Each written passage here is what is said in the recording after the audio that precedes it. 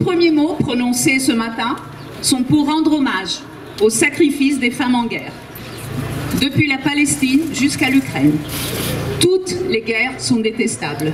Nous tenons avant tout, encore une fois, à rendre hommage au peuple ukrainien pour sa force, son courage à résister à l'injustice et à la force brutale de Poutine. La première des choses à rappeler aujourd'hui, je pense, c'est que la guerre qui a lieu aujourd'hui entre la Russie et l'Ukraine a été déclenchée par la Russie le 24 février 2022 par la dictature russe de Vladimir Poutine contre la démocratie ukrainienne sur le sol européen. Même le président de la République, avec le discours de la Sorbonne dès 2017, a bien posé les enjeux, avec notamment cette exigence, je dirais, de renforcement de la souveraineté européenne, de la puissance européenne. Voici maintenant, dans les mots de Raphaël Glucksmann, fondateur et coprésident de Place Publique, la raison d'être de notre appel et de notre présence ici ce matin. L'heure de vérité.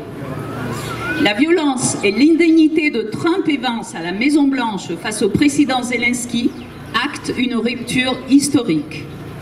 Nous, Européens, sommes désormais seuls face à la guerre sur notre sol, seuls face à des ennemis qui veulent faire tomber nos démocraties. Cette Amérique-là n'est pas notre allié.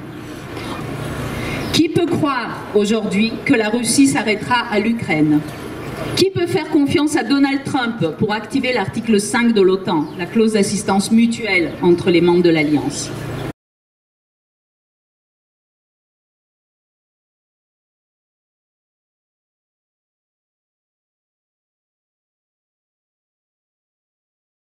Place Publique salue ce tournant historique de la part de Bruxelles. Mais nous continuerons à demander la mise en œuvre de 3 mesures concrètes qui, selon nous, sont urgentes et justes. Ce qu'on n'arrive pas à comprendre, c'est concrètement, aujourd'hui, là, très vite, là, dans la semaine, dans le mois, dans les mois qui viennent, pour les Ukrainiens, qu'est-ce qu'il faut faire pour arrêter cette guerre? Je pense que Place Publique, depuis longtemps, elle demande de faire quelque chose qui est très immédiat, de saisir 209 milliards qui sont les biens gelés, qui sont dans les banques européennes, les biens gelés des oligarques russes, et de les donner immédiatement à l'Ukraine, qui peut continuer à produire sur son sol, parce qu'ils produisent déjà beaucoup d'armement. Ensuite, il faut effectivement se mettre en tête que l'Europe doit se donner une défense différente, plus autonome, et ça prendra du temps, mais les choses, il faut qu'elles s'engagent tout de suite. Donc les livraisons d'armes, peut-être celles dont nous on dispose déjà sur notre sol, doivent continuer pour l'Ukraine, et l'argent qui est disponible, qui n'est pas de l'argent des contribuables français, qui peut être donc dégelé et donné à la nation ukrainienne et à sa résistance. Le tout sans coûter 1 euro aux contribuables européens. La France, jusqu'ici, bloque cette mesure et il est temps que cela change. Deuxièmement, arrêter immédiatement le financement de la machine de guerre de Poutine via l'importation d'énergie fossile russe. Nos sanctions jusqu'ici ont été incomplètes. Les importations de gaz naturel liquéfié russe explosent depuis 2022 et nous avons en réalité transféré plus d'argent à la Russie qu'à l'Ukraine depuis le début de la guerre. Le premier importateur de gaz naturel liquéfié est Total Energy. La France peut et doit mettre fin à ce scandale. Enfin et troisièmement, lancer un emprunt commun européen de 500 milliards pour financer la défense européenne. On vous entend, c'est ce que vous avez affirmé aujourd'hui, c'est ce qu'on entend dans la bouche de Raphaël Glucksmann, ouais. Mais concrètement, une guerre c'est des corps, hein, et le courage du peuple ukrainien, on l'a tous vu, mais sauf qu'ils sont dans des tranchées. Comment on fait pour concrètement arrêter? Parce qu'on n'entend pas la position de Glucksmann. Est-ce qu'il faut reconquérir par exemple les territoires du Donbass par exemple? Alors on n'est pas sur des logiques de mobilisation de troupes pour reconquérir quoi que ce soit.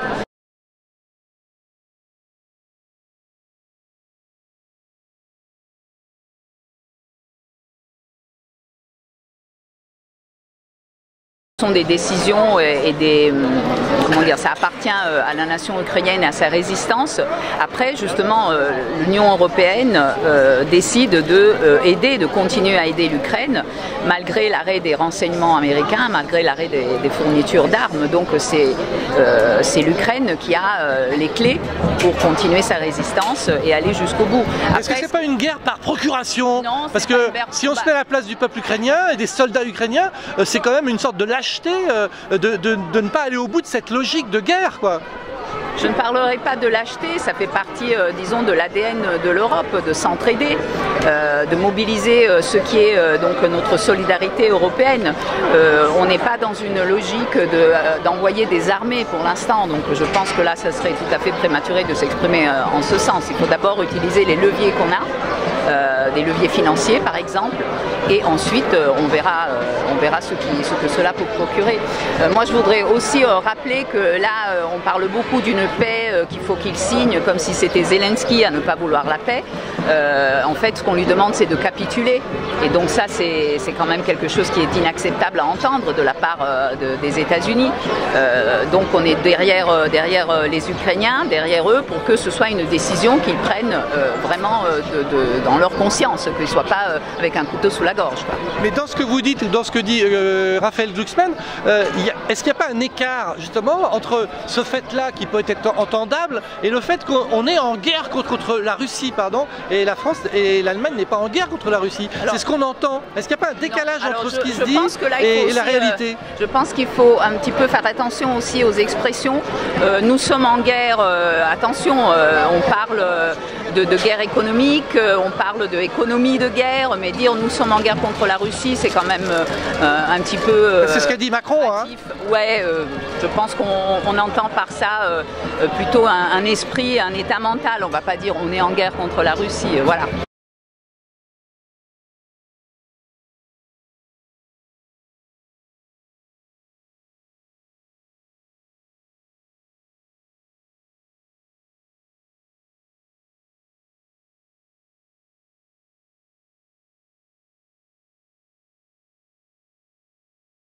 Ce que dit Glucksmann souvent dans les interviews, c'est que par exemple le responsable du service des renseignements allemand dit l'Allemagne est en guerre contre la Russie. Non, le responsable des services secrets allemands ainsi que d'autres services secrets ont mis en garde sur le fait que la Russie préparait des interventions encore dans le sol européen d'ici 2030.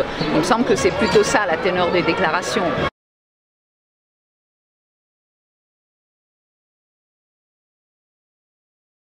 Je serai très attentive, parce qu'on est quand même, c'est quand même assez délicat, je serai très attentive à manier le mot « on est en guerre », ça c'est sûr.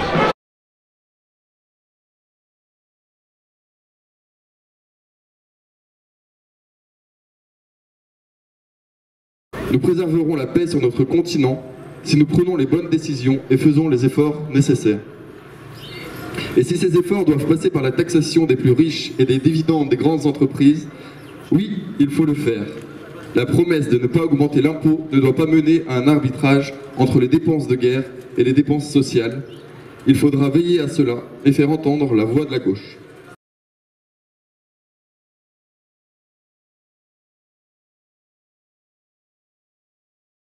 Le célèbre historien Robert Paxton avait parlé au premier mandat de Donald Trump d'une plutocratie. Aujourd'hui, il évoque maintenant un risque de régime fasciste. Lorsque la tempête se lève, comme aujourd'hui, le marin avisé sait qu'il ne suffit pas de prier pour des vents favorables. Il doit tenir fermement la barre, ajuster les voiles et, si nécessaire, affronter les vagues de face. Aujourd'hui, je le dis très clairement, cela signifie renforcer nos capacités de défense face à une Russie de plus en plus menaçante pour éviter de nous écraser sur les récifs d'une agression potentielle.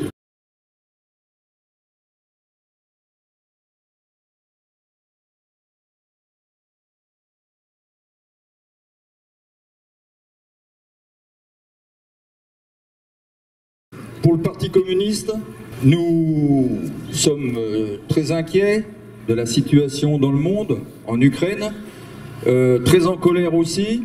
Je crois que l'économie guerrière qui nous a été, y compris présentée par le président de la République, n'est pas la solution. Toutes les guerres, quelles que soient où elles se trouvent sur la planète, ne sont pas une bonne chose. Les industries, pour ce qui nous concerne, ne doivent pas servir à faire la guerre. Ces industries qui, depuis de nombreuses années, aujourd'hui et encore aujourd'hui, sont sous la menace de plans de licenciement. Les industries doivent servir à la vie et à la paix et pas à la guerre. Voilà, ce qu'on a besoin aujourd'hui, c'est de se rassembler tout à gauche. Je crois que le venin qui est ici porté par le capitalisme et l'extrême droite, que l'on soit en Amérique, en Russie, en Ukraine, dans tous les pays, et y compris à Chambéry. On a besoin d'un grand rassemblement de la gauche pour faire stopper tout ça. Merci.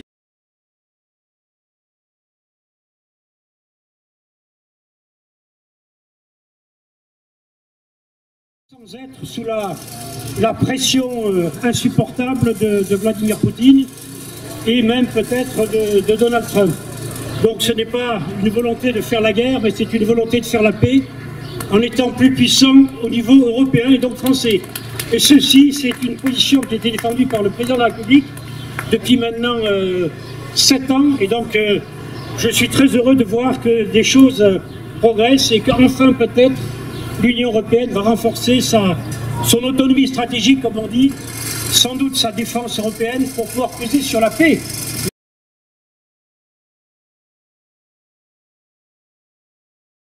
Pour préparer la paix, les 27 pays de l'Union européenne se donnent les moyens politiques et financiers pour constituer une défense européenne. C'est l'unique voie pour sauver l'Ukraine, c'est le seul rempart pour la défense de la démocratie européenne et ainsi dissuader les Russes de vouloir étendre leur hégémonie au-delà de leurs frontières.